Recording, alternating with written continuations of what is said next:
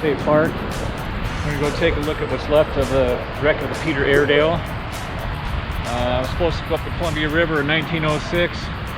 It didn't make it. It crashed. It's been here ever since. Last time I saw it was about 50 years ago when we camped here. And it was about a third of a ship. Now it's probably 25 feet or 30 feet of a ship.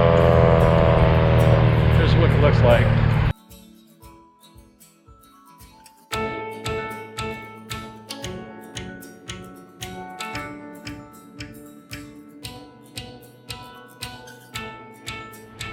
I used to come here a lot when I was a kid to Fort Stevens.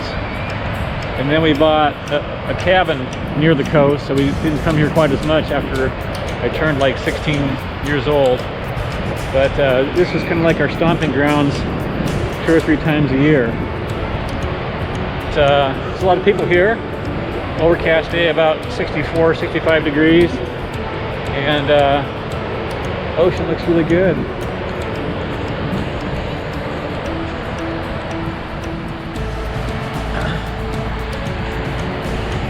So this is Anna's first time here. I never took her before. We were up at Astoria one time, but we never stopped by here, so here's a map of the Fort Stevens State Park. You can see where we're at in red and where the Battery Russell is on the Columbia River. Again, that was a point of contention in World War II in case the enemy ever came up the Columbia River with aircraft or whatever. This was a way to take them out before they headed into Portland. Here on the upper level of Battery 245, I believe. This is anti-aircraft defense where they shot down enemy aircraft that was coming up the Columbia River to go to the port of Portland.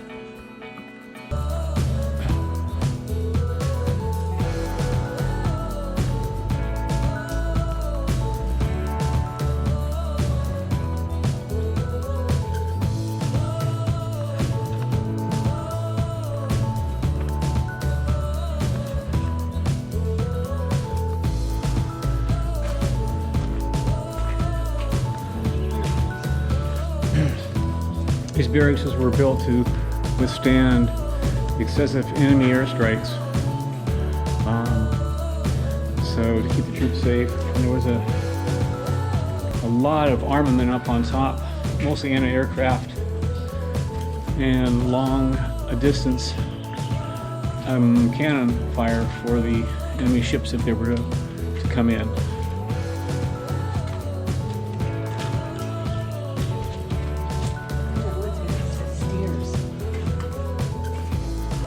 As a kid, we used to come up here and play, and it seemed to look like there was a lot more.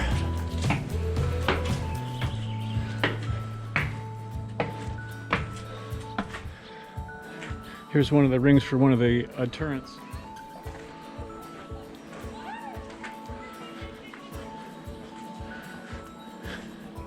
Here's the other lower turret. I gotta check on the millimeter size. I think there are 100, but I don't recall.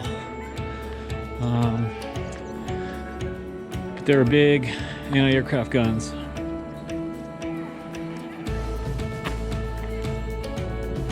Again, this is just one location of anti-aircraft batteries to protect the Columbia River. Ports of Oregon, ports of Portland.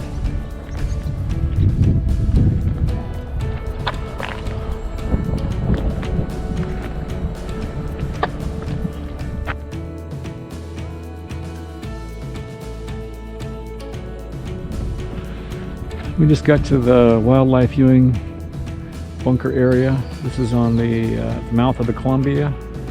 We're intersecting the ocean. The camera's pointed right at the mouth right now. Wildlife. This is pretty cool. They built this just for a perch for people to observe wildlife and birds and habitat without destroying or disrupting the natural ecosystem. This is a list of the amazing birds that live here. Waterfowl, shorebirds, ocean and bay birds.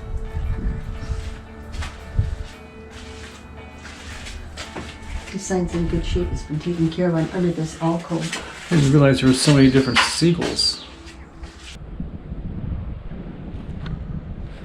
We are now at the Columbia River, near the mouth. That's Astoria, looking right straight ahead. And the Astoria Bridge. And the ocean is to my left. Just past the San Clemente barge. So we will be traveling along the Columbia River route when we leave here on Tuesday, heading over to Hermiston, then eventually over to the Snake River Canyon. So this is basically the start of the Columbia River journey for us. It's a pretty nice little beach.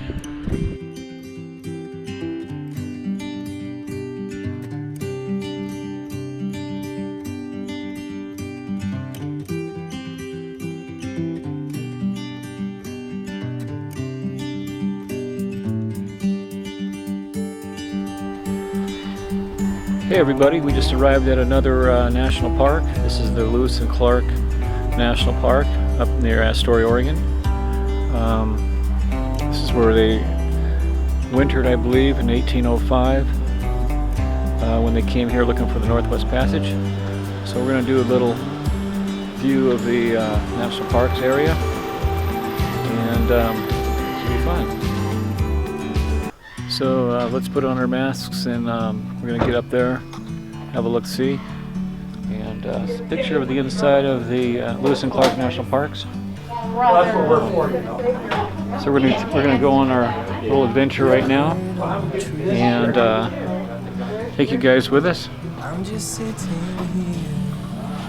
They got the cancellation stamps for the passport, but no passport booklets. So we'll catch one of those in Yellowstone. So here we go. You guys just getting started with the head of the fort? Yes. Nice. When you get to the fort, you'll see a sign, kind of like this one. It's going to ask you to take a left and explore clockwise through the rooms of the fort. Okay. And then outside the fort, you'll encounter some living history rangers, happy to answer questions, start conversations. We have lots and lots of trails. If you end up back up here and want to shop in the bookstore, which we do highly recommend, just pause here. We're limited to 5 at a time, so we can do a head count. Awesome. Thanks very much. You're very welcome. So we're walking along the trail right now to the fort, and it's really pretty in here. There's a lot of beautiful trees, vegetation. This is the actual path. This is a replica of where the fort was at, where they wintered at Fort Clatsop. The original fort was located within yards of this site. 3 sergeants and 24 men squeezed into 3 small enlisted men's quarters in the orderly room. Captains Lewis and Clark shared a room, as did interpreter Charbonneau, his Shoshone wife Sacagawea, and their baby. Clark's slave, York, may have lived in the orderly room.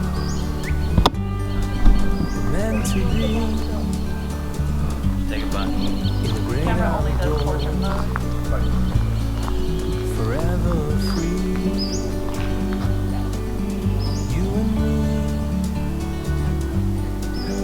meant to be. This is pretty amazing. This is where they did winter. 4 months. For 4 months. It was one of the worst winters that they ever had on record. The Corps carried their gunpowder and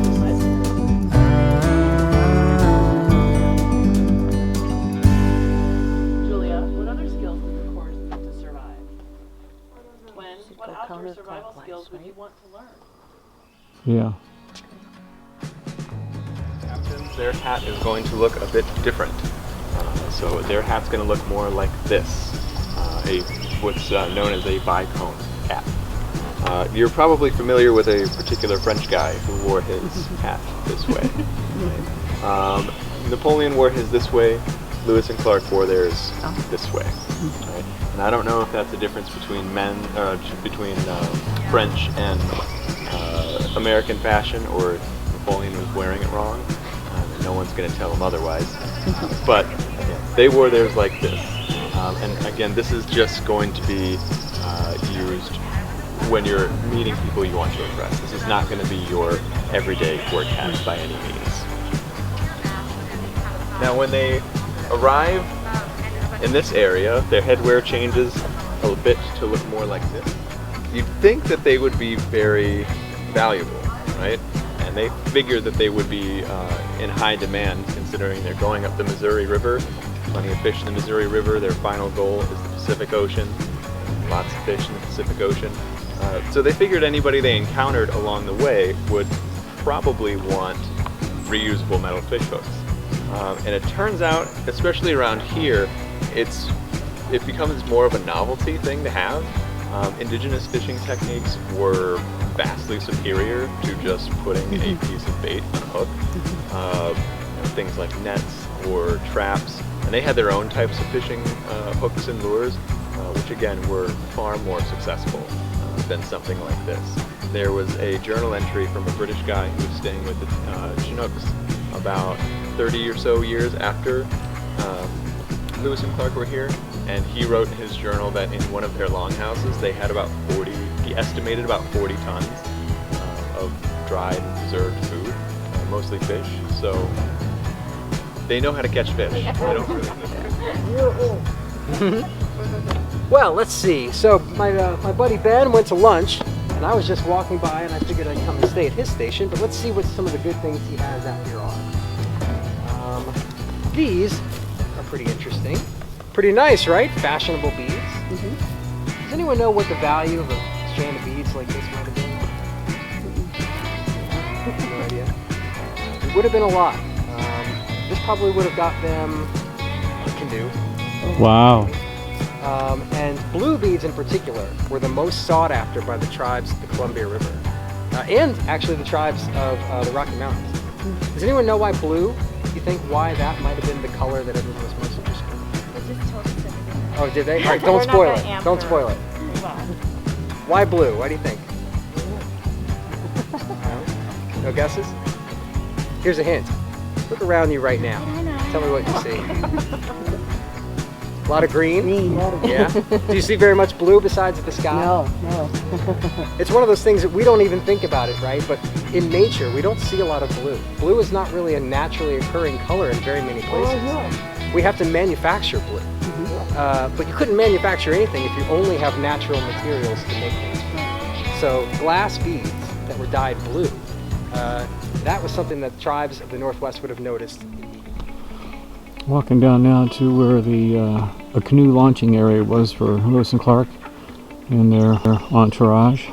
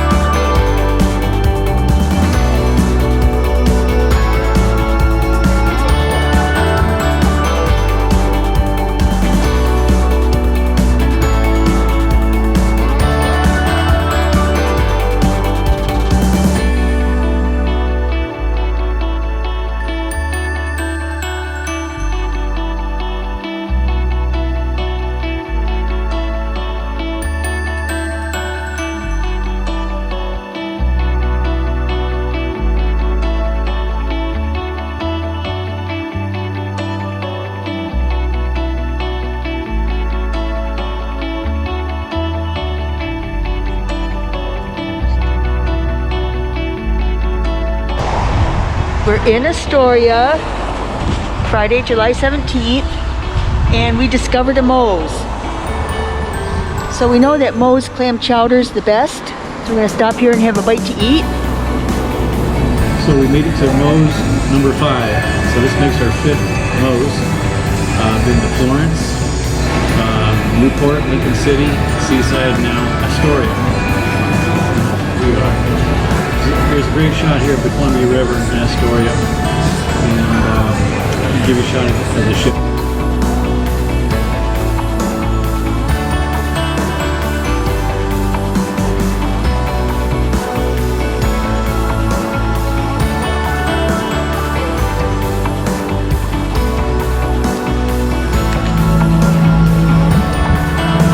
We just got done eating at Moe's. Moe's number 5. There it is. Delicious. And now we're going to take a little walk down the wharf and see if we can get close to these. This is the Columbia River. It's about 4.5 miles across. And